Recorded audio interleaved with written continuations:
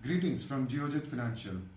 The first IPO of 2021 is a government-owned entity and one of the first government-owned NBFCs to list on the markets. The Indian Railway Finance Corporation Limited, or IRFC, the market borrowing and lending arm of Indian Railways. This 4,600 crore issue comprises of an offer for sale by the government and also a fresh issue of shares to augment the equity base and raise capital for future requirements. Geojit Financial has assigned a subscribe rating on this IPO for investors with a long-term perspective. So now let us look at the company and its business. One of the major plus points for this company's IPO is the low-risk business model followed by them. Let us look at the business in a little bit of detail. The Ministry of Railways determines the financing targets for IRFC to buy assets. IRFC raises funds through various sources including term loans, issuing bonds, etc. And because of its excellent credit rating, it is able to raise these funds at good interest rates. It leases its assets and Ministry of Railways pays the interest along with a predetermined margin on the company's borrowings. Almost all risks including damage risk, liquidity risk is borne by the Ministry of Railways, and the lease payments also form part of the annual budget by the government. So this is an effective and low risk business model which ensures cash flows in the future also.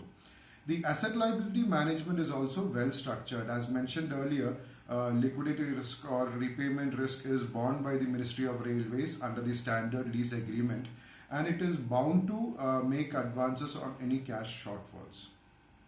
Looking at the financials of this company, the financials are also very robust. Revenue has grown at a CAGR of 21%, net profit has grown at a CAGR of 26% over FY18 to FY20. The return ratios are also strong, including the return on equity. So this company has been maintaining its margins, and with substantial investment forecasted on the railway infrastructure by the government, we see good earnings visibility, and also the financials are also expected to stay strong. Conservative investors can also be happy about the fact that this company is a consistent dividend paying PSU. There are no specific risks that needs to be specifically pointed out, but if you want to take note of it, sovereign risk which could affect its credit rating, that could be a risk. And also any change in government policies can affect its future revenues, but I don't think that this is a concern for now. Looking at the valuations of the company, at the upper price band of Rs 26, the company is available at a PE of 9 times and at a price to book value ratio of 1.1 times on an annualized FY21 basis.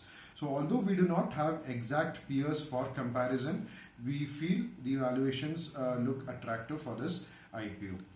So to summarize, the unique and low risk business model followed by the company, healthy financials with a strong outlook, and the potential of extensive expansion by the government into the railways, we assign a subscribe rating for this IPO. For conservative investors or dividend seeking investors, this will be a good IPO because, as mentioned earlier, this is a consistent dividend paying PSU.